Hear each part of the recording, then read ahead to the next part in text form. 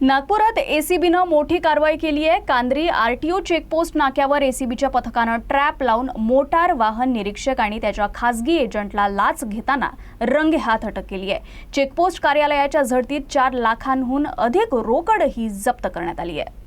एसीबीकडे आलेल्या तक्रारीनुसार तक्रारदार हा व्यवसायानं वाहन चालक असून तो आपल्या मालकाचा ट्रेलर चालवतो। नागपूरहून देवलापारकडे जाताना कांद्री आरटीओ चेकपोस्ट नाक्यावरून प्रत्येक वेळी ट्रेलर पास करण्यासाठी तेथील अधिकाऱ्याच्या अधीनस्थ काम करणारा खासगी एजंट 1000 ते 1500 रुपयांची लाच मागत होता। तक्रारीची पडताळणी झाल्यानंतर एसीबीच्या पथकानं बुधवारी ट्रॅप लावून कारवाई केली। तक्रारदार ट्रेलर घेऊन चेकपोस्टवर पोहोचला असता खासगी एजंट सुशील रामटेककर यानं ट्रेलर पास करण्यासाठी 1000 रुपयांची लाच मागितली आणि पंचांसमक्ष ती स्वीकारली।